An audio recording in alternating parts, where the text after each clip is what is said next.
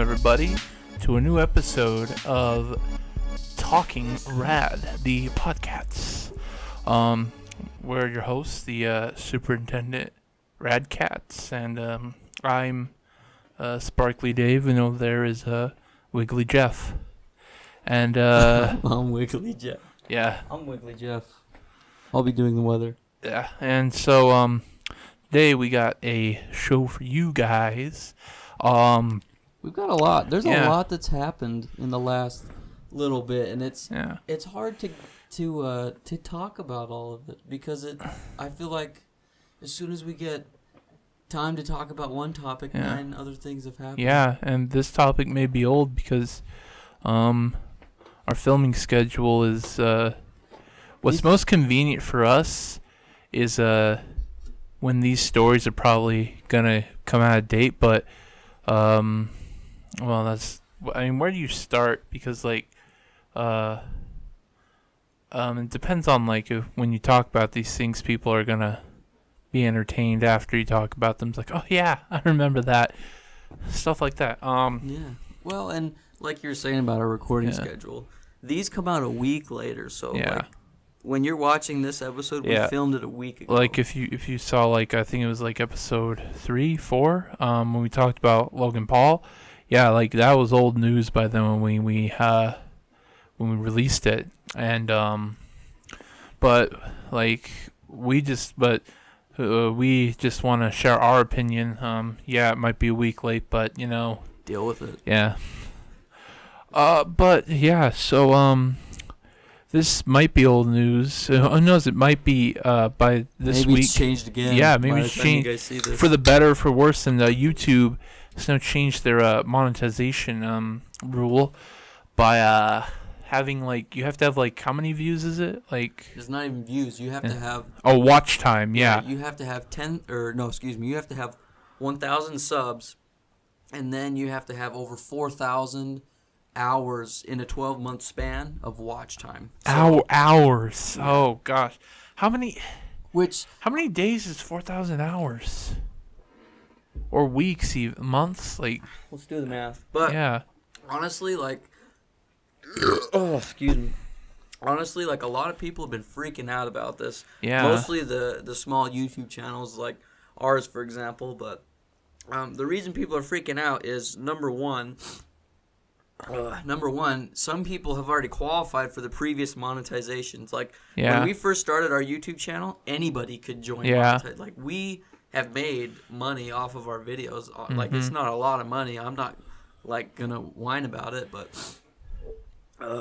yeah, a lot of people are freaking out because they're like, well, wait, I'm about to hit my $100 threshold. Am I still gonna get paid? Now I know that's not a lot of money, and people are throwing a fit about it, but I think the biggest thing is YouTube's lack of communication with content creators. It's okay, YouTube, you need to clarify some of these things. But honestly, if you think about it, YouTube's not talking about that much money, and it's not going to be that hard. For a small channel that's growing, it's going to be hard to... Well, it's the same either way. You're going to continue to make videos, build your channel, get more views, and eventually get to where you can join the partner program. But as far as a channel like us, I'm not going to sit and whine about it because in order to even make a good amount of income off of YouTube, you need to be getting, hundreds of thousands of views per video.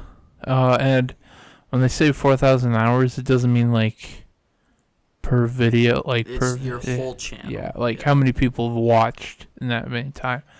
Because when you first hear it, when I first heard it, was 4,000 hours, it was tons of people just have to watch it.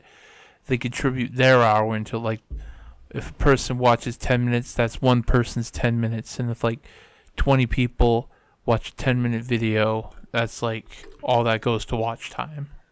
Well, here, check this out. So let's say you have a video, 20,000 views. And if everybody watched that video, let's say you put a 10-minute video up, and let's say that the average watch time is 5 minutes. So we'll do 20,000 views times 5 minutes.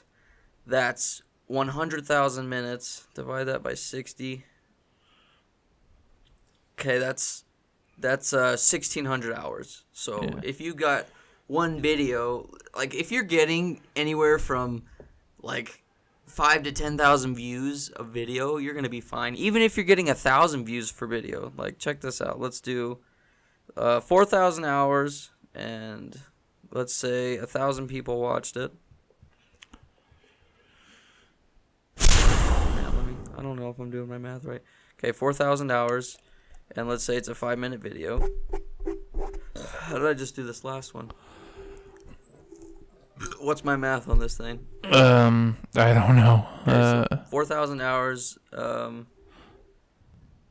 times that by 5 minutes. It's 20,000 minutes.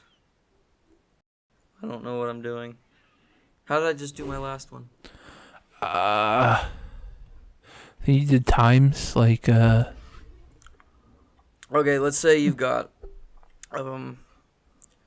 this is how I did it. Okay, so let's say 1,000 people watch a 10-minute video, but let's say they only watch 5 minutes of it.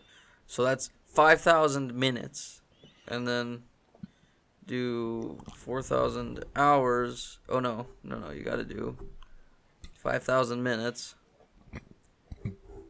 And it's 60 minutes in an hour. So that's 83 minutes of watch time. That's not right. We're no math geniuses. Nope, I don't know what I'm doing.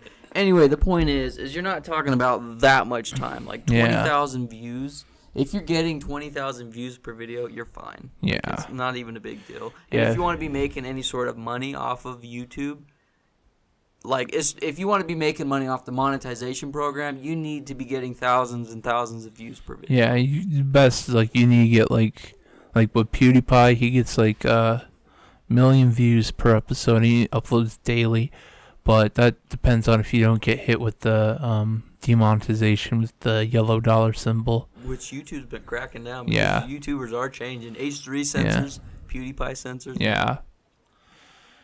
It's I'm not a fan of censorship. I believe that if you're on the internet, that's the place where you go to be unfiltered. And YouTube YouTube was that kind of unfiltered place where you can talk about things, and now YouTube is now putting that filter on all of us, and a lot of people who now have to restructure their content. And I think that if YouTube can make a way to benefit those people, maybe they have to make a separate kind of page, they make a kids page. Maybe they should make an adults page, except not have a bunch of pornographic ads or stuff See, the problem is I mean, kids are just gonna lie their age. You can't get around that. But I think there needs to be a place. I said it before on the podcast, but there needs to be a place. There's rated R movies for a reason. Just advertise those. Advertise dark and gritty TV shows, video mature video games. There's plenty of advertisements for adults. And really only for adults. That only appeals to adults. And kids are gonna go to that stuff. But it's it comes down to the parent. And besides, not to say that it doesn't harm your kids, but if kids. I shouldn't endorse this now. I'm just saying, kids want to watch it, they should, but it probably wouldn't be good for them. But if it doesn't affect them, I don't see a problem. But then I guess other people can. Yeah, well, I watched stuff like that back then. Didn't really affect me. Sure, there's some stuff that was oh my gosh, too dark. And then when I watched it, I'm huh. This is great. This is entertaining stuff. Yeah, and I understand. If I watched Game of Thrones stuff because I was 10, I would have been traumatized. I'd have been oh my gosh. But I watched it today. It's guy got decapitated. Nice. Nudity.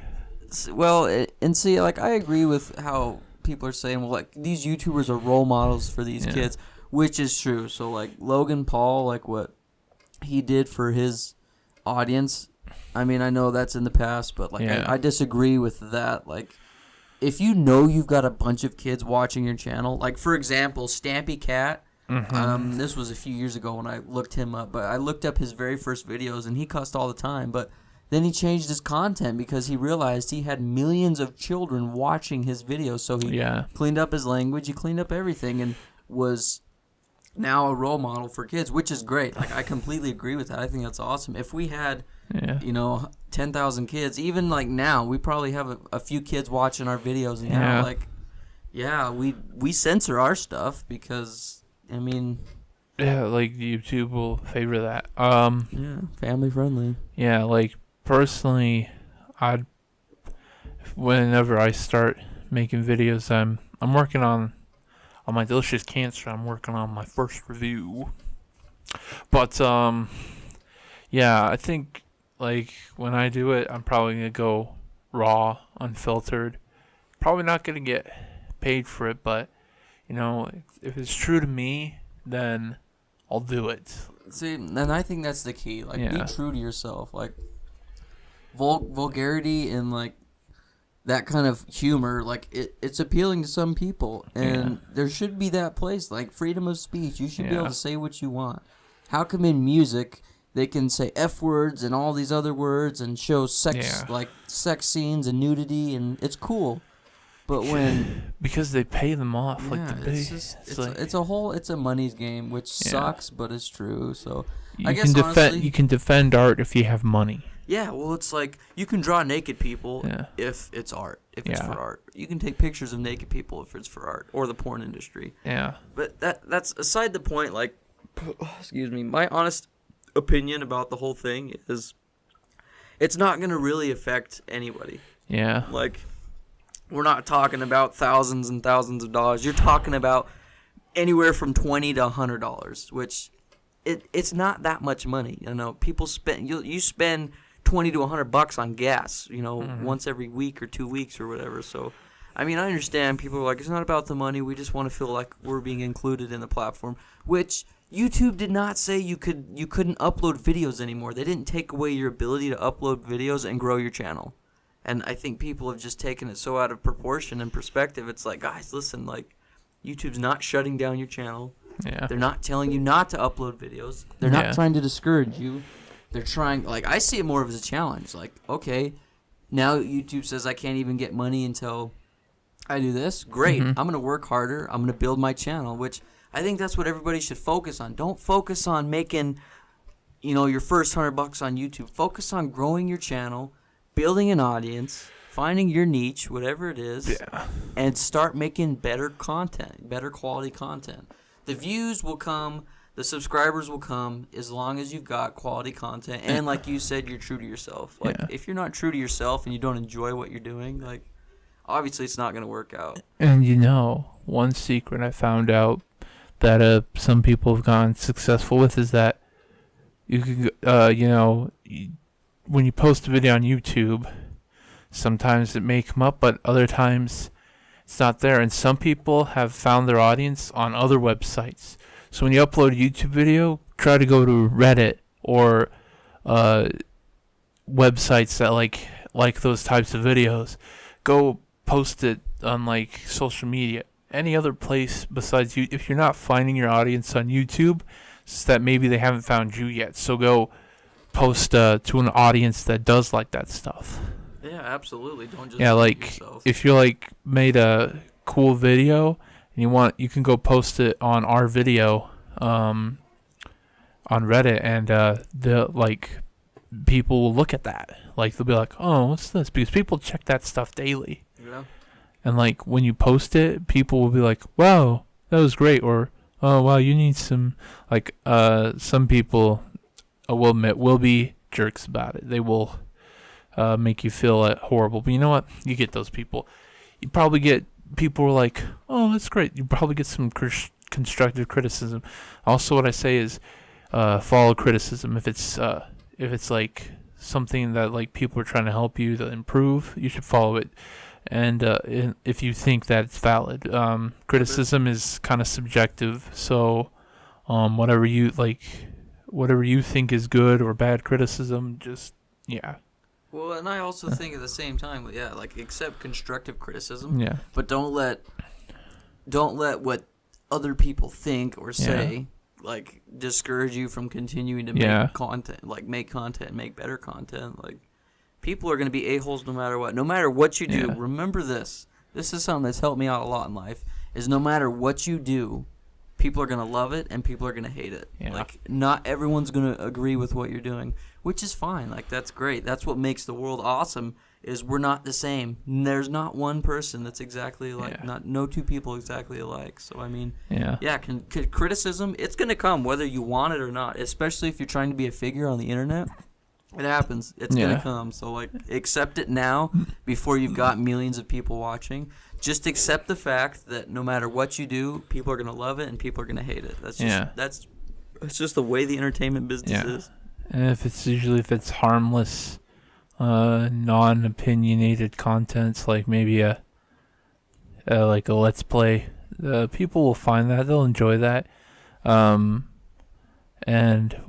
I was gonna say something else, like shoot.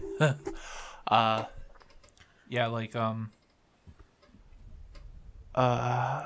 crap, I can't remember. It's fine. Yeah. Well, I guess the bottom line is, if you want to build a career on YouTube, build an audience first, build up your channel, become the best at whatever you're doing. Mm-hmm.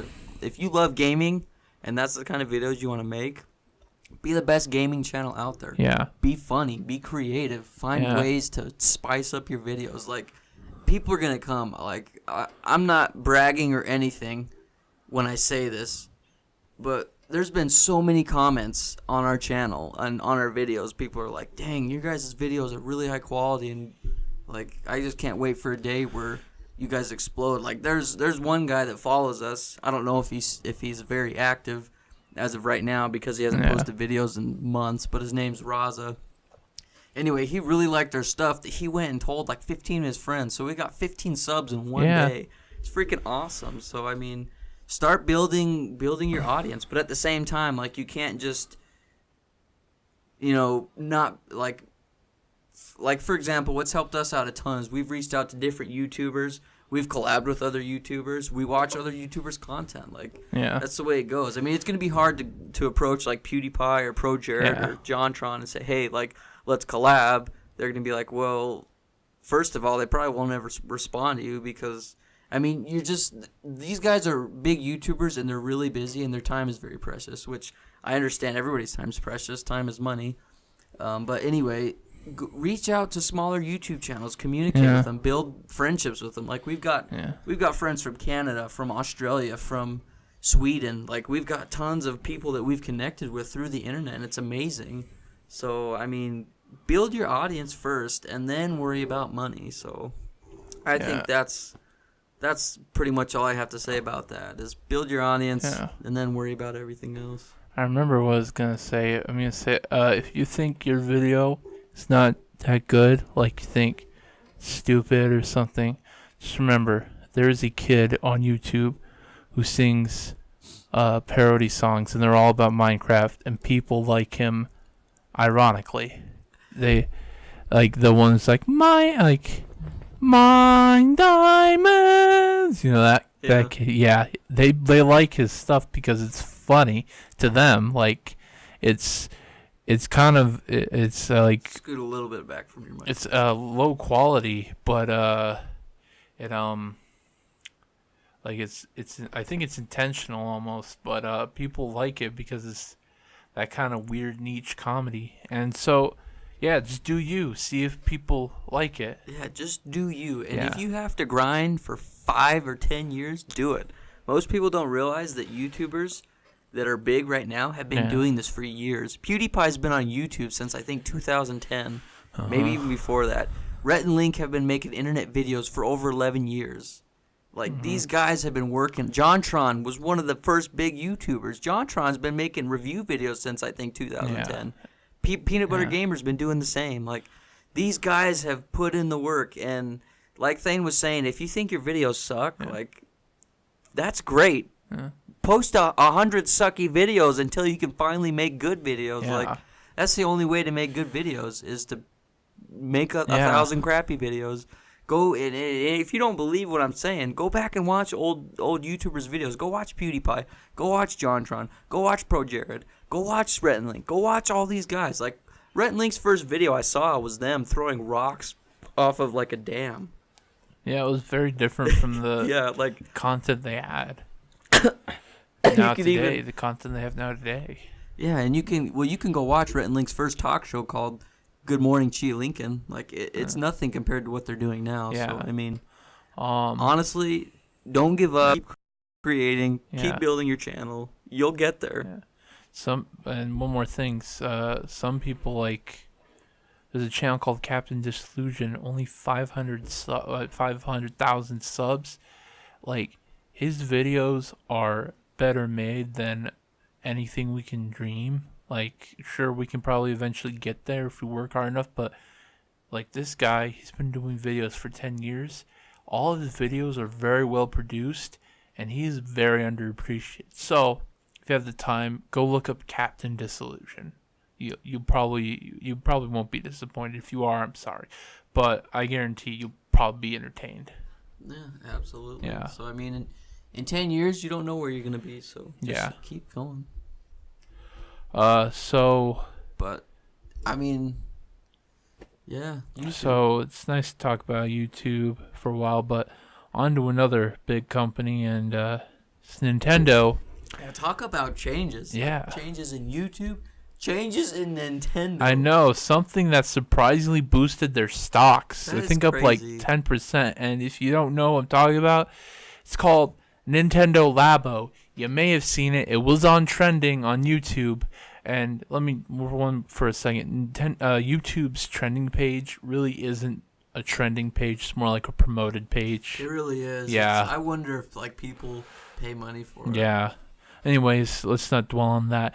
I think this one is trending. This one's actually one of the trending videos that is actually trending. And what it is just Nintendo decided cardboard. Let's just make little cardboard things. And, like, of course it's more than that. It comes with a game, and, like, you make the cardboard, and then, like, says here's how it works and stuff. And there's one I saw is like a robot one. That one I probably would buy. I don't know about the little, like, the first pack, which is like called a construction kit. And there's another one called the robot kit, which is you, like, make a little backpack and you, like, put the Joy-Cons in there and just, like, punch and stuff. And of course, since it's all made out of cardboard, it's kind of, like, hard to be like, what?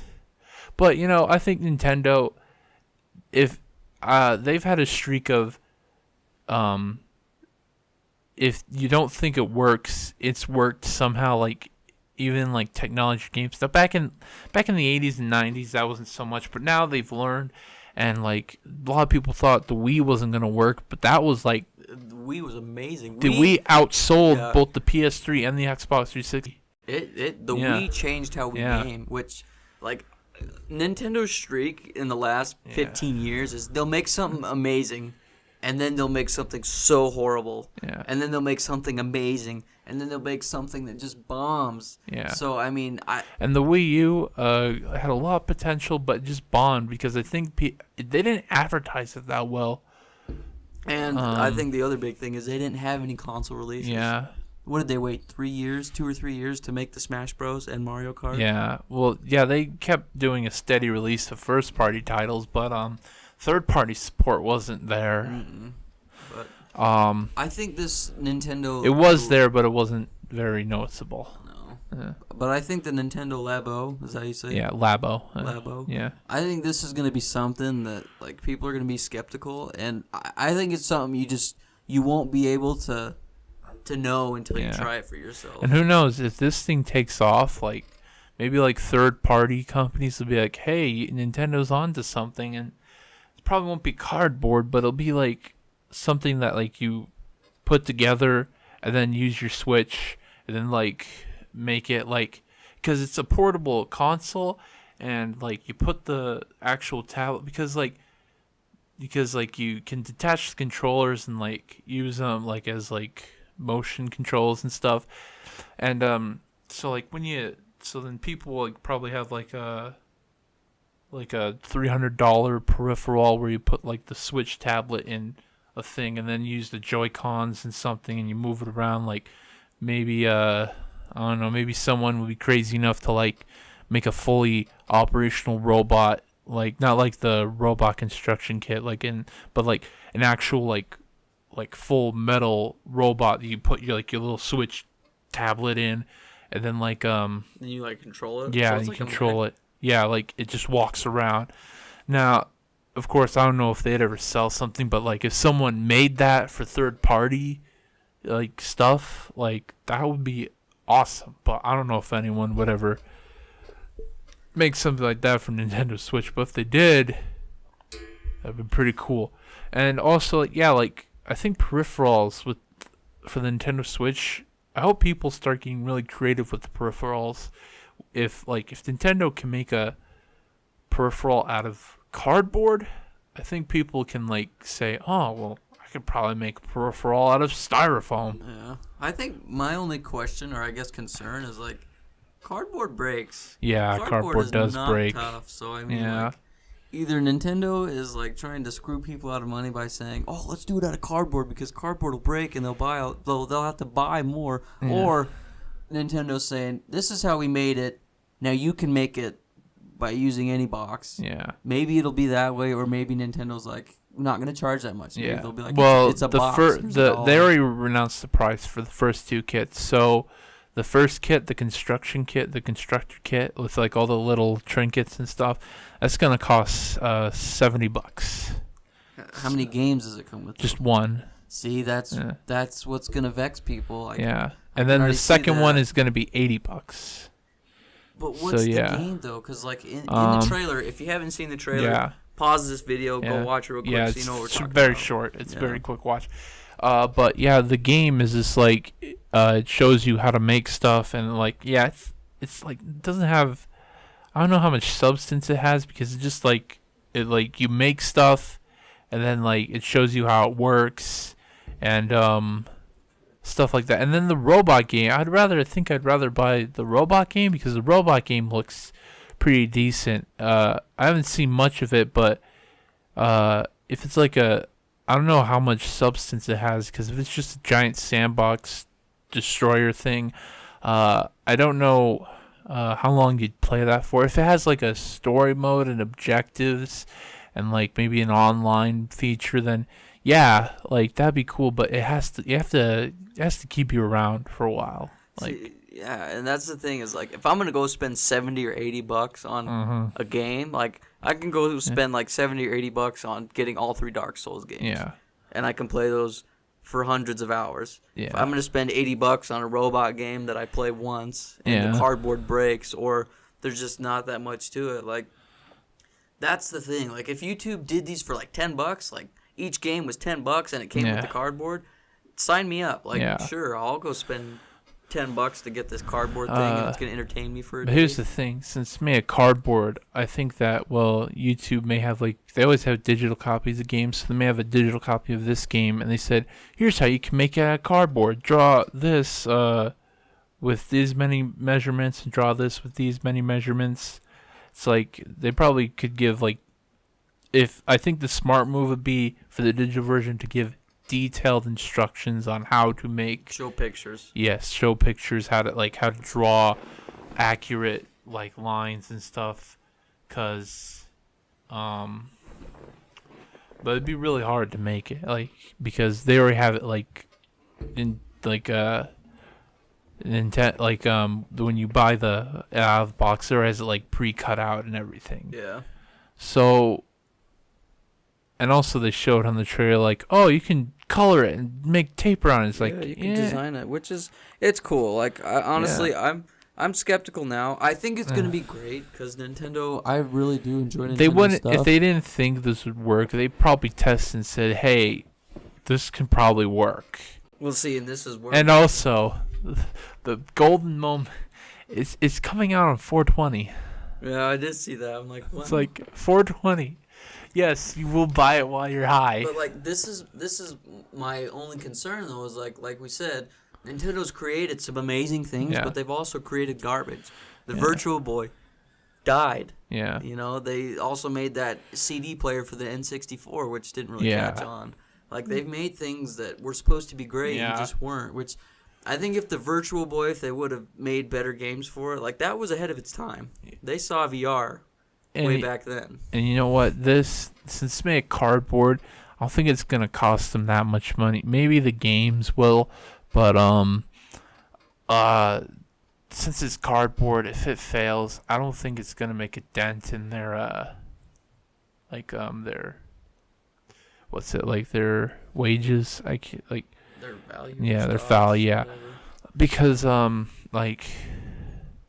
they've done things that have flopped in the past, and Well, I mean, I want it to be good. I really do, because if it's amazing, dude, I'll spend if the they money. come out with more kits, I'd probably buy a few more kits. Like, if they come out with 2 kits a year, that'd be great. If they keep going on with this, I would maybe buy a few of them. I want to know if I'd buy all of them, but I think the biggest factor is how fun is it and how much replayability of it is it going to be? Because I don't see them making a full-on, 20-hour game out of it. This isn't going to be Zelda or Mario.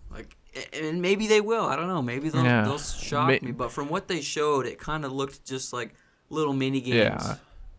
Is what it looked like to me. And who knows? Maybe they'll have a Skyward Sword HD Nintendo Labo and have a cardboard Master Sword. That would be sweet. Swing it, and then you have your other as a cardboard shield. I don't know. Maybe they'll do that. But right now, we'll just have to see. I mean, Nintendo, they've done a lot of things. I would say they're pretty much geniuses in the field. They know how to have people to have. They know how to make fun. They are the starters of the video games. Yeah, they brought video games back from the dead in the 80s. Really it crashed, and then they brought it back. They were the Jesus of video games. Yeah, when they in 1983 when they first dropped the Famicom, America was like, that could be what brings back video games to America. And it was. Yeah. So Nintendo, they know how to have us have fun. I don't know how to word that. They know how to make They know fun how to things. entertain. Yes, they know how to entertain. That's yes. I am excited for it. I'm skeptical. But that's just because it's out of cardboard. But if we get disappointed with this, we have Metroid Prime 4 and Bayonetta 3 to look forward to. So, well, no matter what Nintendo does, they'll always bounce back. Nintendo survived. Sega didn't. Atari didn't. Why did Nintendo survive? Because they make good video games, and Nintendo's always been ahead. Yeah, of and time. I don't think they put too much. They don't put as much of a gamble because Sega, they made one of the top of the line consoles, and when that which was the Dreamcast, and when that didn't sell, it pretty much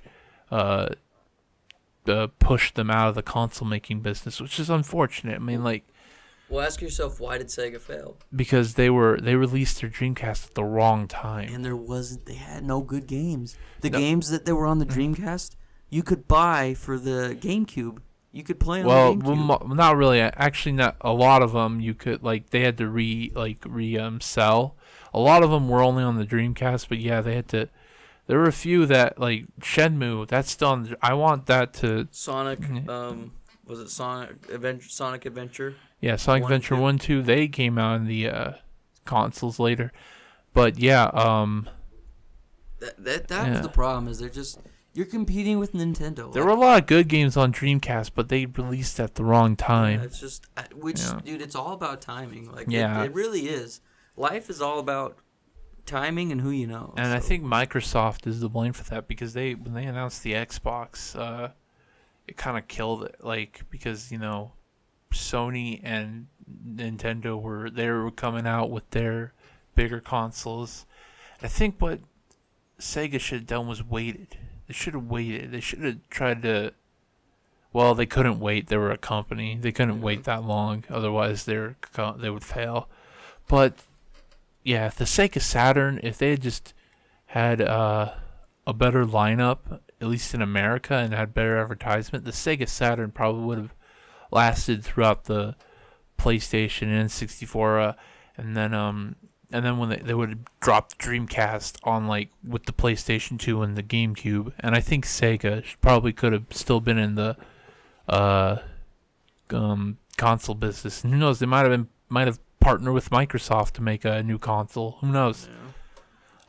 Well, who did Sega sell their rights to? Who's still or are they just a game company now? Yeah, they're still just a publishing company. They haven't done anyone yet. That's cool. Well, they haven't. A game I want to see them do is Sonic. I want to see them, which they did. They came back with the new Sonic, which was amazing. Sonic Mania. But it was a throwback. Yeah. That's why. And Sonic Forces, people say, isn't that good. Yeah. Like, it was supposed to be like Sonic Generations 2, which Sonic Generations people really liked. It's like, wow, Sonic is back. And then a few games later, then there was Sonic Boom, which was a boom of a awful game. I don't know, like, which boomed in its pants. Yeah. Yeah. Well. And then there was also I think Sonic Lost World, which is another game. That one bombed too. But then Mania came out, and then they thought, oh, Forces, it's like a sequel to Generations, and then it got but I don't know. Will Sonic ever be good again? Like, will he ever be back to his glory days? The world may never know. I don't know. Also, another game, which, I mean, I guess Sony's come back out with it, was Crash. They re-released the Crash remastered. But Crash Bandicoot. Speaking of timing, we probably, instead of playing the PS1 version, we probably could have saved time and our souls playing the remaster instead. So we listened to Cody. Well, he wanted to see us play it. He didn't want us to wait. He wanted us to play it twice. He wanted us to beat it and then play the remaster. I'm like, it's too much Crash. Maybe this year we'll play Crash 2. Yeah, the PS2 PS1 play version. One Crash game a year. That game is hard, man. Yeah. If you haven't played Crash Bandicoot the original, go play it, and you will rip your hair out. Well, actually, save your money and just go buy the remaster, because like you can buy all three. Yeah.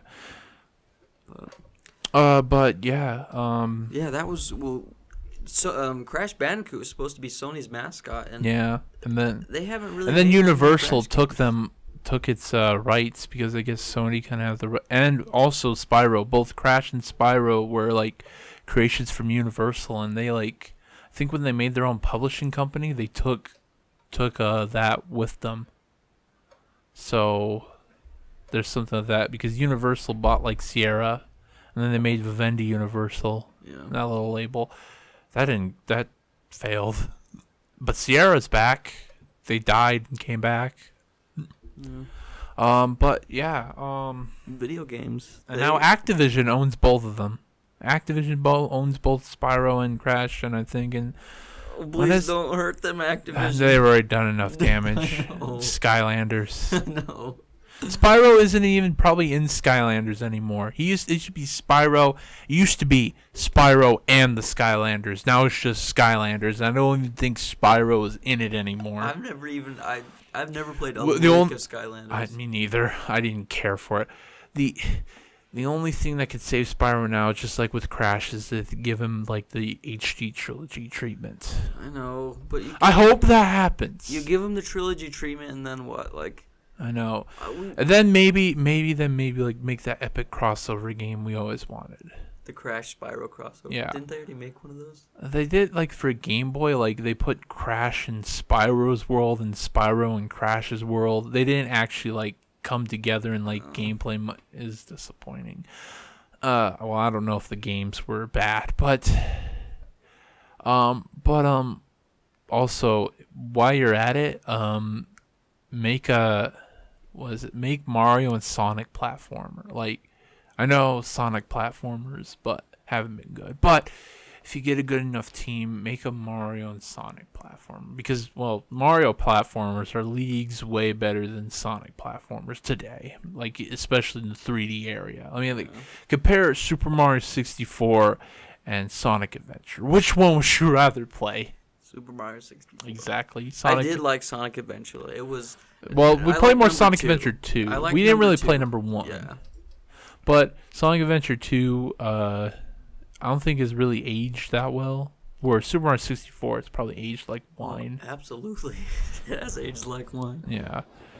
The only thing is, if you go back and play an N64, play it on an emulator, play it on the Wii, play it on the Switch, play it on the Wii U. Just don't play it on an N64. Those just because controllers are oh my gosh. There. If you want to play it, find a third party controller that has like a GameCube like analog stick that has a stable analog stick. I don't know what they were thinking with those analog sticks. I don't know how they played broke afterwards because well they were stable for a while, thinking wow these will last a while. Then afterwards you play that one Mario Party mini. Yeah, and it just destroys this. Remember one time we were trying to beat a Mario Party game, and our friend Jordan,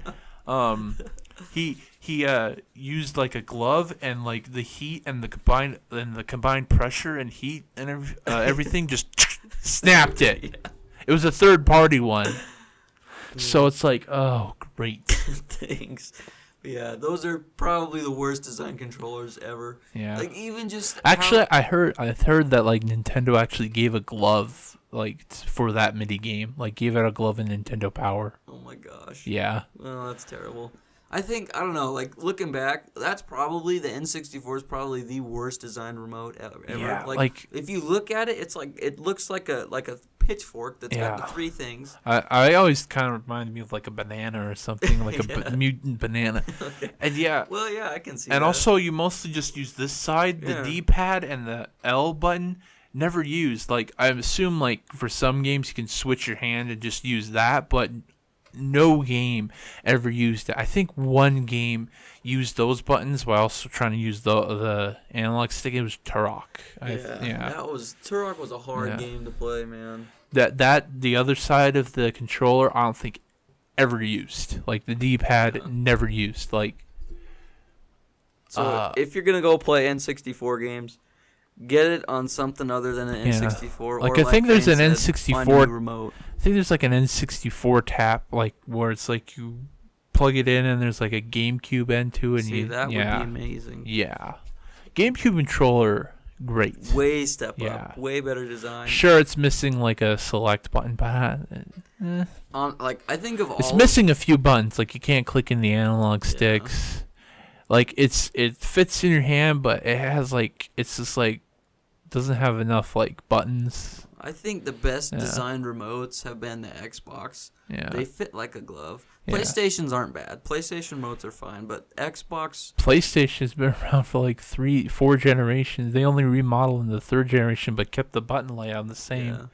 Yeah. I really like the design of an Xbox remote. It just feels good. The analogs where they are, it just feels like home. Yeah. Feels like your thumbs were meant to be there on a controller. And they kept copying that because that controller right there for those two analog sticks, like whether it be Xbox or PlayStation, it just feels good like that. That's like the perfect control. Even Nintendo was like, yes, this is the perfect controller setup, because now they have with the Pro controller they have the exact same. Yeah. So well. This is where the combined efforts of different video game producers and I guess they decide to copy things because that's what works. Why not? Yeah. Don't reinvent the wheel. Just use it. Use the wheel. The PS4 and the Xbox One controllers are practically the same. Well, the PS4 has a little touchpad and has motion sensors, but they're practically the same if you think about it, because they have the same amount of buttons. PS4 has like a share button. Well, the same amount of buttons used to play a game, and it's practically feels the same. Like they feel both the same. It's great. It's great. No, they did good. Yeah. Same with Nintendo. They learned too. Yeah. But yeah. Speaking of like childhood, talking about N64. Well, before we get to childhood, let's get to today's. Oh, I guess Thane's big announcement. Oh, guys, listen. Before I get in my story, if you ever feel sleepy while driving, let me tell you, get out of your car or stay in your car, take a nap, or if you don't have time, get out of your car, do some jumping jacks, go to a gas station, get something to drink, because that'll keep you awake. Or like when you're on music, just like maybe visualize the lyrics in your head flashing like a music video or something. Or just start screaming it's like, as loud as you can. Yeah! Ooh! Because it saves lives. And let me tell you, I didn't kill anyone. But I did start being sleepy. See, I live in Burley, Idaho. And great, now people are going to find, who cares? And I was getting a new car. If you I think you've probably seen maybe somewhere on one of either Brad Katz or Sky's vlog channel, I had a van.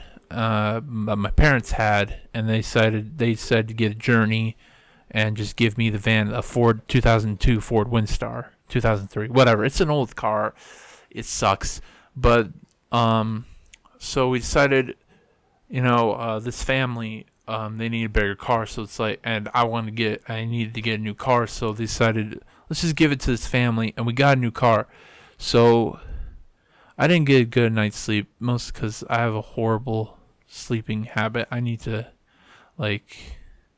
go to bed sooner, but, when you work in the afternoons, why not stay up all night? Woo! But no, I knew I probably needed to do stuff. I probably should have went to bed sooner, but I didn't. And my dad says, "Hey, we're leaving," and it was around noon, and so I had to go drive from Burley all the way to Twin Falls, and that's about 30 to 45 minutes away. So we drove. My dad drove, and so I had to drive back, and so the one decision I should have made was I should have taken the car we got, because it's an older car. It's a 2007 was it Camry, Toyota Camry, and because we took my sister's car, and her car's nice. I think it's a Ford. It's a Ford. It's a very nice car. It runs on diesel. The thing is, in the dashboard, it tells you how many miles you have on gas, and it takes a lot of miles. Here's the thing: my dad told me that diesel is cheaper to make, but it costs more for some reason. I don't know why that is. Can someone explain to me in the comments if anyone knows? Thank you. I'll get back to you on that. Anyways, so yeah, I drove back my sister's car, and on the freeway, I was feeling sleepy, and I kept myself awake. And so, I was on the freeway, and I made it to the town. I did not. If I had a wreck on the freeway, it would probably have been a lot worse. I could have been rolled under a semi, but no, I didn't. So I got into Burley, and usually when I'm tired on this road, I usually kind of wake a little bit up. No, I was even on a stoplight, I was and it's a car moved forward. So I moved forward. So I was driving on this main road, and so I turned to a side road, and I'm glad it happened. I wish the accent would glide, but I'm glad it happened here, because it's a small road and not much people come through here. So I was driving, and then I think I must have crashed or something, because I was it was black. I was and then I wake back up, and there's a car. I was over on the other lane. There's a car coming right at me. I was like, so I swerve to the left, and the car swerves over too. And on someone's yard, there's a little sign they have, a little wooden sign, and I hit it on the side, and it scrapes the driver's side door, and it was pretty bad. Well, the car still drives, and I'm not hurt, but that scratch is pretty bad. But nothing. My sister's her insurance is out of state. I think she bought the car in Texas. So, But I think they can still cover it, right? I hope. Yeah, I hope really too. Hope. Yeah. But I mean, the car's still dry. But the problem is it's a nice car, so that big scrape is like if they want to sell it, it could hurt the resale value. So, man, that's kind of, maybe I should word that because that kind of sounds clear. Hurt the resale value. Put a dent in the resale value. Anyways, the resale. Well, I don't think they're gonna sell it anyways because it's a very nice car. It runs fine, and hopefully they can get that scratch out. They probably could. They should be able to. Yeah, but yeah, and I had to, and so I pulled on the side of the road, and I was like, oh no. So I look at the scratch and everything, and so then the lady, she's like, hey, you okay? Oh my gosh. She's like, yeah, I'm fine. And what I should have done was I probably should have drove off. I should have been like, I'm just gonna go drive off. It's like, but the lady called the cops, and the cops got involved. And that's when you realized you fouled up. Yeah, I effed up. You fudged the brownies. I got a citation.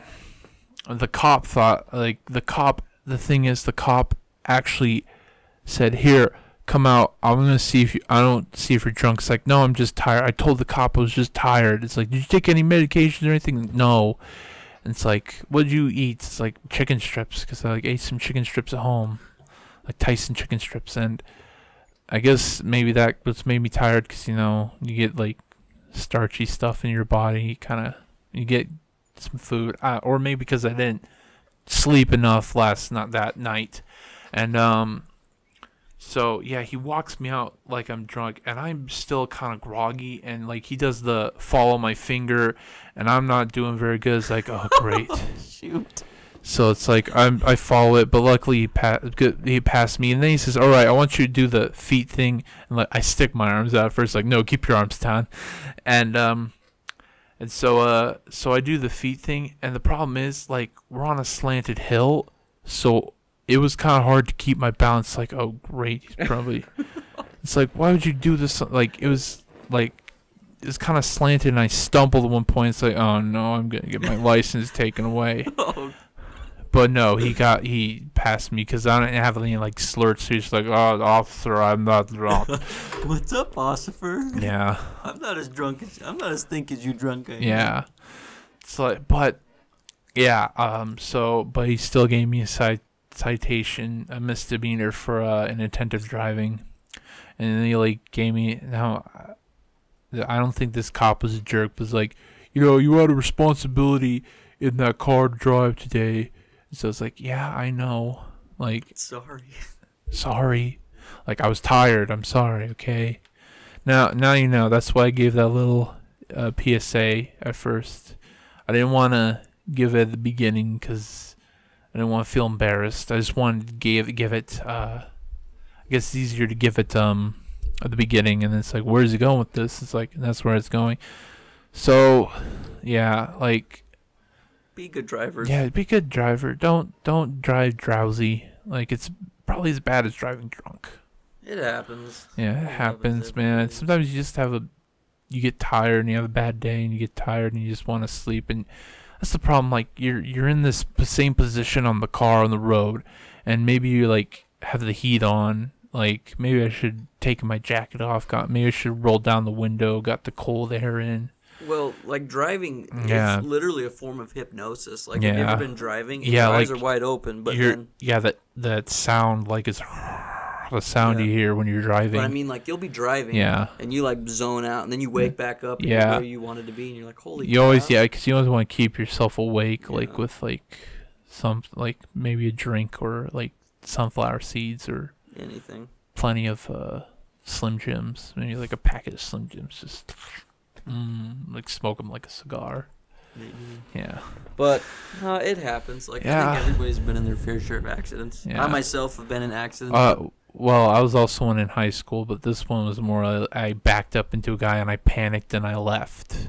Yeah, that's called hit and run. Yeah, I know. And I had to get probation. Oh yeah. I had probation for that. I was in high school and I'm a law-abiding citizen. I don't get in trouble with the law. But then, at least I try to, because cops these days are unpredictable. But usually cops don't bother me. But they shouldn't, at least, because that would be kind of mean. But yeah, I had to go to probation, and when I walked in there, there were a bunch of kids after school, and I see a bunch of like troubled youth, mostly Latino. Not trying to stereotype here, but yeah, I don't get what's with Latino teenagers and them in crime. Like, it seems like a lot of them just get in trouble. Don't know, maybe because they're like. I think it's not just them. Yeah. There's tons of people. There's also white kids too, but usually when I see like teens committing crimes, it's usually that's just like, in our area. Yeah, it's usually Latinos in the Cassia County area. I'm not saying that all Latinos are bad, obviously no, but like that's just an observation. Peculiar how. Anyway, just move on. Yeah, I don't want to cause any race problems. White kids get in trouble too. I've seen troubled white kids too. All kids of color get in trouble. But yeah, so I had to go to probation for that. It was bad. But I didn't hurt anybody. That's good. I did hurt that car, but I think it was still drivable. But yeah, and so that was pretty much it for accidents in my life. What happens? I've been in accidents too, but like I did bump into someone while I was going to school, but we waved that off. The guy's like, "No, you know what? There's no damage. It's fine." Because I was like driving, and then the guy kind of stopped in the middle of the road, and I was like, "Oh shit!" And I didn't stop soon enough. It wasn't bad. That's good. Yeah. Yeah, no, I've been in my fair share of accidents, but I've never hit anything that's been moving. I've only hit stopped objects. Yeah. I hit a fence at 5 a.m. one time going to basketball practice, which sucked. I was like 14. No, I think it was 15. I've lost 2 mirrors. Same. Yeah. I've lost 2 mirrors as well. They were both my driver's side mirror. Yeah, there's this like bridge where it's like there's train tracks underneath this bridge, and there's a sign that hangs out, and at night you can lose a side mirror to that. Just like, it's like someone needs to reposition that. It happens. It sucks. Yeah. I don't know. I think like the point in life, like when I've had all of my pride go out the window and I feel like an idiot, is when I've gotten in a wreck. Yeah. Like I hit a fence. I backed into some poor sweet old lady's car. Yeah. And then I also busted my mirror on a bush, and I busted a mirror on my mom's car. It happens, dude. Yeah. For those of you who have never been in a wreck, don't, because they suck. Yeah, try to be a very good driver. Try to be be aware. Yeah, be aware. Be like Baby Driver. Like, if you ever seen the movie Baby Driver, he like just like goes to every turn perfectly synced up to the music. Be a beast mode driver. Yeah. Take your driving like you take your food eating serious. Really good at Need for Speed, or maybe Grand Theft Auto. Yeah, if you're really good, just like don't drive like you do in Grand Theft Auto. Don't drive like that. Drive like you do in like Gran Turismo, just like. Don't do sick tricks though. Just be precise. Stick to the basics. You can stay in between the lines. You can master the parallel park. I give you a gold star because parallel parking is probably the worst. Well, it's a good thing you're not a truck driver, Thayne. Yeah. Well, that's stories from today, but there's been some stories in the past we like to share, and that was usually like in grade school, maybe high school. See, like in grade school, like in high school, the kids weren't as much jerks to me. I wasn't really bullied. Like you think, like. No, I'm not saying all fat people get bullied, but I was in high school. I was homeschooled for 2 years, and so I probably gained all that weight in high school. Because when I was before high school, I was like a kind of thin kid, and then I think like the amount of inactivity just sitting in front of a computer. It was 3 years I was homeschooled. Yeah, so the amount of inactivity I was in really probably took a toll on my physical body, my physical health. So, yeah, I'm kind of a fatty now because of that. But this year, trying to slim it down. That was his New Year's res. If you haven't so seen in that high episode, school, yeah, here's a card right here. Yeah, there's podcast. So yeah, in high school, people are usually nice to me. Some people would tease me, but it was all in good fun. And because I'd react in a weird way, and so they'd keep doing it. But nothing much. I did have some dark humor in one of these pamphlets, and the principal, the teacher got concerned, reported the principal, and people were concerned that I was gonna shoot up the school or something. It's no, I just have a really dark sense of humor. I would never hurt anybody. Yeah, but I guess they thought my sense of humor was a little dark, so too much YouTube. Yeah, too much. Yeah, Lee Hardcastle, he's a YouTuber, does claymations or violence. But yeah, and maybe video games too. I'd play those violent video games, corrupt on the youth. Don't start that argument. Don't start that argument. I'm just kidding. Video games don't make kids violent, just like guns don't kill people. Yeah. People kill people, and people are violent because they choose to be. Exactly. Actually, the more realistically violent video games become, the more crime goes down. Really? Yeah. Statistically, in America, crime has gone down with each probably because people can release their freaking anger on video games. Yeah, go in a match of PUBG and just kill some people, get a winner chicken dinner. Yeah. But anyways, in grade school though, naturally, kids are mean. Okay, so back in fourth grade, they put me in the special ed classes because it was a little slow. Because they thought this would be best for me, but really there were other kids who were also in the special ed classes, and they were just troubled. I guess maybe they thought I was a little troubled, but I was more slow. I didn't develop as fast as other kids. I have Asperger's, so yeah, it affected me, and it might affect me today. But I'm trying out in the world to stick myself out there. Be brave. Yeah, be brave. But yeah, there were some kids in there. I remember there was in Idaho, especially in this area, you won't really find many black people. Just saying. And honestly, I can see why they don't want to live here. I mean, it's not that great of a town. I don't want to live here. But yeah, there's this one black kid.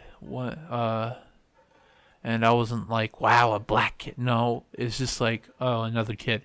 And he's kind of would listen to rap, and he was into rap and stuff.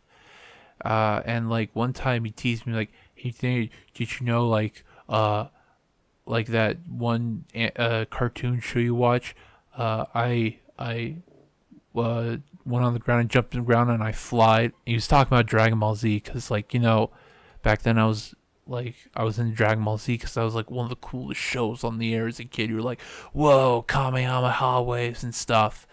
And other kids were that's stupid. It's you know what? Screw you. What do you got, huh? So yeah, that's the Toonami boasts as the greatest action show on TV or something. I can't remember. But it was, it was for me, that was my childhood, and I can't remember too many stories, but yeah, I remember there's this one kid who was just a huge dick. Pardon my language, but he would just I think he'd single me out and just call me names and stuff, and if I would have gotten fights. I probably would have fought this kid, but I didn't get any fist fights, didn't get any physical fights. I don't know if I was bigger than him. I might have not been. I was kind of a scrawny kid back then, but maybe if I was a little more violent or a little more messed up in the head, I probably would have punched the crap out of him. I can't remember his name. I think he had like brown hair. He had the same name as another kid. Like, you know how they like, if they're named, two kids are named Mitchell, they have like Mitchell B and Mitchell C. Yeah. He was like one of those kids. And the other guy who had the same name as him, he was a cool guy, as I remember. But yeah, there's some kids in and also what's worse is that the teachers, your school experience just sounds horrible. I know. Some of the teachers would be the worst.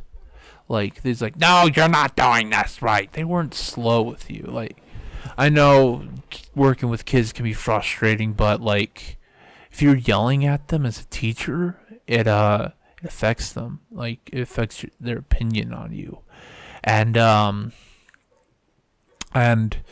like, yeah, I remember this one. I vividly remember this one where I was just counting on my fingers, like, you know, you count like 1, 2, 3, 4, like this. The lady, she would like count, like, start with her thumb, 1, 2, 3. And I remember I'd start with my finger. It's like, no, you start with your thumb. I think I remember that's how she said and looking back, it's like, why does it matter? Start on your fingers, start on your thumb. It doesn't matter. There's only 5. Yeah, there's only 10 fingers. And so, like, I didn't care. I'd still count on my finger. If I was a smarter kid, it's like, you know, it doesn't matter. Like, you count however many fingers. Start on your thumb, start on your index finger. It doesn't matter. Start with your pinky. And also, special ed classes, I don't think they helped at all. They probably just made you feel like an idiot. Yeah. Like, did they talk to you like you were a baby? Probably. They would show a movie where the other kids would actually probably learn stuff. They'd probably show us a movie. Like, I remember they showed us a movie about like one of those family home video movies. Remember those? Yes. Family Home Entertainment, I think. Yeah. Yeah, but I remember. Okay, here's the thing. You know AR points? Remember AR points? Yes. You'd read a book. And read a book. Test on it. This is still relevant today because they made a movie Captain Underpants. I'd like to I want to read Captain Underpants books because to me, like, back then they were funny. Like, for kids, it was funny.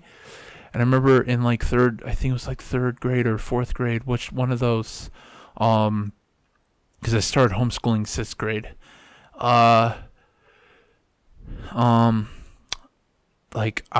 It was worth AR points, Captain Underpants, and I'd read it. And so then, like, the special ed teacher in there was like, hey, I don't want you reading that. No, that's not a good book for you. Read something else. And I was like, but it's worth AR points. It's like, nope, read something else. I was like, okay. So then what I'd do is I'd like take it. I tried to get away with this. I'd take another book, slip Captain Underpants underneath it, and try to read it. She caught me doing it. And I was like, and then I go talk with my like home teacher. It's like, she won't let me read Captain Underpants. It's like, really? Why? The teacher's like, why? Like, it's not that bad of a book. And I should have like, hey, can you go speak to her and tell her? It's like, yeah, like, because that was like, I didn't read. I don't like to read much today, and I didn't read much either. But like, Captain Underpants was something that appealed to me, and like, she took that from you. Yeah, it took that from me, and I hated it. Like, so yeah, like, I could have read all the Captain Underpants books, but that stupid teacher, sorry, no offense, if you're watching this, you're probably not, because you know you're probably dead. No, I'm just kidding. Oh my gosh. No, she wasn't that old, but yeah, like, she was like, if it's worth AR points, why can't I read it? Why is it in school if you're objected to it? Like, because it's for kids, like. There's nothing really wrong with it. And I was like, and you know, yeah. So yeah, like, I guess every week, if we remember any stories from school, we can share that. But that's all I've got for this week. Do you got any stories, big man, Sky?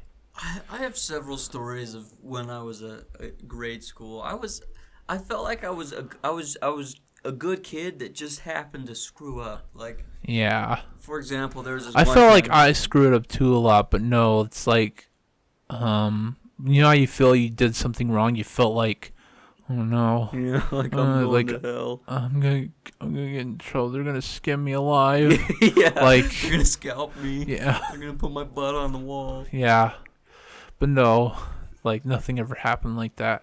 I guess I've got a story for you. So there's this one time in 5th grade, and we were taking the biggest test of the year. Yeah. Like, this was the test for my reading class, which I think reading and English were like the same thing, maybe. I don't really remember. But anyway, this is the biggest test of the year. And I had a reading class in high school. It felt really pointless. Like, why does this class exist? Yeah, exactly. But anyway, we're in the middle of this test, and it's been going on for like 40 minutes or so, and there's still a little bit of time left. And I'm sitting there being a good kid, just doing my work, and then all of a sudden, this kid in the back of the class just freaking rips the loudest fart I have ever heard in my whole life. And I just started crying. I thought it was so funny. I could not stop laughing. So the teacher's like, Sky, shut up. Like, be quiet. We're taking a test. And you know when you think something's so funny, you're trying to hold back the laugh. You're like that. And I couldn't hold it in. I just kept laughing. So the teacher sent me to the pass room, which pass room is like when you go in trouble, you go into this really boring room where you literally sit in like this little cubicle and stare at the wall and do your homework I was in there all day, and I'm like, oh my gosh, I got in trouble because a kid farted.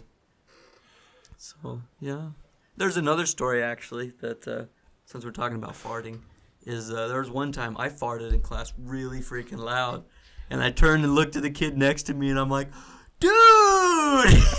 Everybody turned and looked. They thought he did it, dude. His face went so red, and I'm like, woo! Dodged a bullet. He was so pissed at me, though. He wanted to murder me. Similar story, like in Super Mega, that happened to Matt Watson. It's like the same story where like his friend like ripped one. And it's like, Matt, ew! It's like, what? That was you. That was like from his perspective, like getting the blame on him. It's like, yeah. Grade school. Yes, yeah, grade school, man. Fun times. I will never do it again. That was the time when you didn't have many worries. You did. You were just a kid. And even in high school, I felt I didn't have many worries. And then when I got into adult life, it's like bills. Yes, bills, car bills, finding a job, keeping a job. Jobs were optional in high school. They're now mandatory in the real world. That's why we do this. And that's the thing, like, high school, they don't teach you anything about, like, paying taxes or helping you find... They don't teach you anything about the world. That school in general doesn't really teach you anything about the real world. And like, there are some classes that, like, cooking class, but that's, like, more like if you want to be a culinary artist. Yeah, but I don't, like, honestly, I'm not a big fan of the school system. I think the school system in general sets kids up to fail. Yeah. It's like, you got a whole bunch of kids and you're trying to teach them the exact same way. Did that stop recording? No. And you're trying to teach them the exact same way, which, like, I think it's either Mark Twain or Albert Einstein. They said that if you tell a fish to climb a tree, it's going to think it's stupid its whole life. Yeah.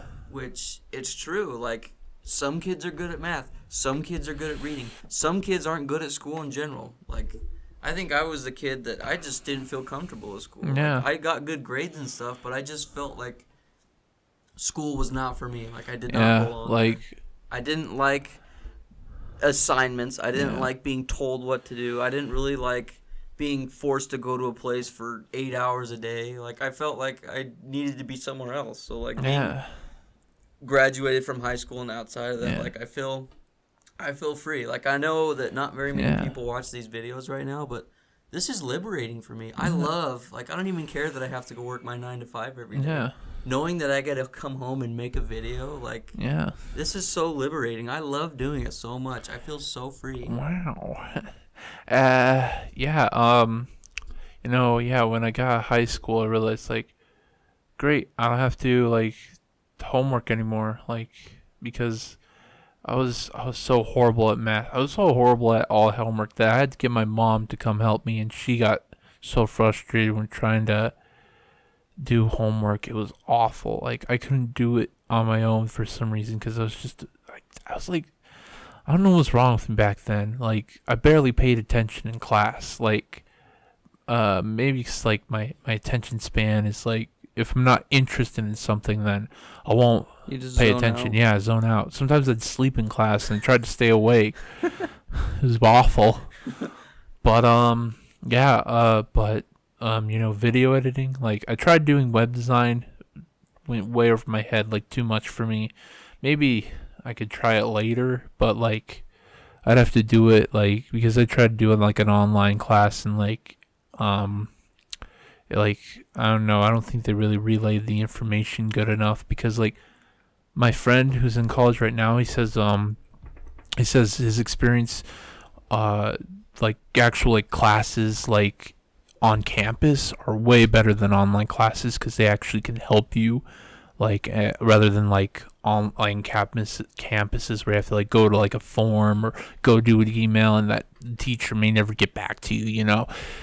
So yeah, like I guess saying like if you want to go to college, I'd say try to do on campus. But yeah, after high school, I felt like I don't know, I didn't really feel like I had too much of a purpose. Like, what do I do next? I don't think high school really prepared me for that. It doesn't. No, it doesn't at all. Like, I remember in high school, I was trying to write a story. Now, if you go back look at that, I don't have it anymore. I think I threw them all away because the story was just terrible.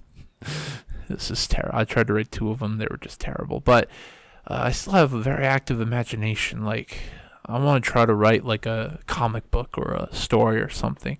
And it's kind of hard to know where to start. But maybe one day I'll sit down and type it all out. Yeah, and honestly, I think that's the hardest part for everybody is like once they graduate, like game on. Now you're supposed to be a big boy or girl and make your own decisions. And unless you like majored in something in high school and then like they guaranteed you in college, but that's not always in your cards. Yeah, and in the cards. Like my advice is for those of you who are graduating high school or graduated or been in college for X amount of years and you're still lost, like, and you feel like you have no purpose, don't feel that way. Yeah. Figure out what you want to do. Like, find something you love.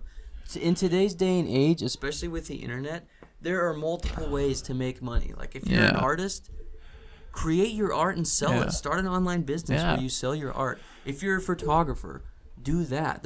It's easy to advertise. Like, I'm a filmmaker and a photographer, and I've gotten so many gigs just from social media alone, by word of mouth and social media. So figure out what you love to do and do that. But don't give up and don't quit. Like, we were just up visiting our Brennan and Zay. They're up at college right now, and we were up visiting them this weekend, and they told us a recent event happened up there where one of the college kids killed himself. Like, he jumped off one of the balconies of one of the apartment complexes. Which, I mean, I didn't know it was a college kid. I heard that they said college kid. Oh, jeez. So I mean, like, suicide is very real, and like, it's not good. It's so what we learned from the Logan Paul incident. So like, if you're having thoughts of suicide, like, take care of it, but don't quit. Like, don't give up. If you're like afraid or you feel like there's too much pressure or you feel like everybody wants you to go this way but you feel like you need to go this way, like, you got to be true to yourself. Like, you need to do what you want to do. Just because everybody tells you to go right doesn't mean going right is what's going to be best for you. Like, I don't know. If you're not making your own decisions and living the life that you want, then you're living a lie. And that's, the worst thing in and of itself. Like, and there's stories of people who went to college and didn't really like it and decided to go do other things, like PewDiePie. PewDiePie dropped out of university and started cooking hot dogs and selling hot dogs for a living. But he was able to make videos, and he loved that. And now look at him. Like, now he produced a game. He produced that Animal Squad game. Yeah, and I don't know. Like, if you are depressed and you don't really know what to do, you feel like your life has no purpose. No, it's like the first thing I would do is I would figure out what you love. Like, what's something you could do 24/7, even if you weren't getting paid for it, because you love to do it that much. Like, if it's reading or writing or drawing or painting or filming or photography or whatever it is, like, find out what you love to do and do that. Turn it into a career. Find a way to make money. If you're a t-shirt designer, try to sell your designs to people. Try to make your own t-shirts. Try to just be creative with whatever it is, but don't quit. Like, I feel like that's a lot of people, especially with millennials today, is they just feel like they don't have a purpose. They don't really know what to do. So, I mean... I mean, I've been there. Also, sounds like you've been there. Yeah. Also, feel underappreciated. Just remember, someone will appreciate you. Yeah. Like, find your audience. Yeah. And if it's not working out, if it's made not like, if there's one thing that you can do that will please a crowd, do that. And exactly. But if you don't like it, then try to find something else you like. I know, like, it's hard to find stuff we can do for a living that we take absolute joy in, but find it. Just find it. And we'll be happy. Yeah. And also, this may be relate, but if you're depressed and you feel like you're mentally unstable, go find help. Because, like, there's a quote that says, like, it's okay to admit that you're not okay. Like, the first step to recovery is admitting you have a problem. Yeah, so I know that's a little off the side, but it's still kind of related to, like, depression and stuff. So just don't give up. Yeah. And if you're watching this video in 10, 15, 20 years, like... We were there for you. Yeah, we were once there. Yeah. Like, I don't know where we're going to be in 10 years. Yeah. Maybe we'll be the biggest YouTube channel alive. Anything can happen. Yeah. Anything's possible. So don't give up. Continue to pursue your dreams and your passions and enjoy life. The best part about life is you get to create it. And if you treat every day like it's your last, like, then you're really starting to live. Any one of us can die today. Yeah. So make the most out of life. You know? There's a difference between existing and living. You need to decide what you want to do. Because most of the world is just existing. But those who are truly living are the ones that are changing the world. Yeah. So, I guess that's our little inspirational moment. But we're running we're probably the most inspirational podcast on the internet. There might be more, but most podcasts I've seen is just banter between people, not really taking in the time to talk to the audience, have a heart-to-heart with the audience. But we're glad we get to have heart-to-hearts because we do. There actually probably are more that are like advice and self-help but there's tons out there. I watch a lot. Yeah. So. But But we appreciate you guys stopping in. If you if you guys enjoy this episode, be sure to give it a like. And if you have any questions or comments, drop them down below. Join the conversation. Also, some people do this, I've seen, but if you watch the whole podcast, comment slippery squids slid into my slink hole. Just comment that. Yeah, and if you want to be on the podcast, if you want to be interviewed via online, some way, shape, or form, drop a comment down below and say I'm in, and we will have you in the podcast. Yeah. Because it's fun. We've had guests on here, and and like you can be anyone from anywhere. Just don't admit too dark of secrets because we might not air that. And if you swear and or start controversial topics, we probably won't air that either. Yeah. Well, if you swear, we could probably censor it, but don't. Well, that's what I mean. Like, we'll censor it out, but. Yeah. Anyway. Thanks for sticking around, dogs. We'll see you next week. Oh, and before we go, next week we have a special guest that is coming on to the show. He is he's the doctor that we've been promising you guys for a while now. He's actually my grandpa. So he's going to be talking the medical field, the ups and downs. He's going to be talking about stories of lightheartedness and not so lighthearted stories, and maybe drop a little bit of inspiration and wisdom upon all of us. So, so looking forward to that. Yeah, and you know what? If you're watching, tell your friends about us. Yeah, share the video. Share. Maybe like put a video up. Put one of our videos you really like up on like Reddit or something. Yeah, that would be cool. Yeah.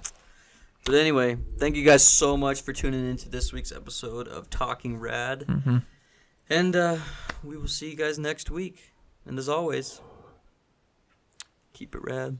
Keep it good. Keep a good year. Have a good year. Okay. See you later.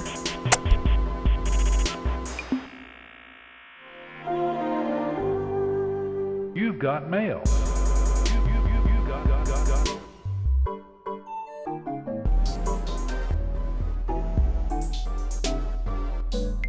Goodbye.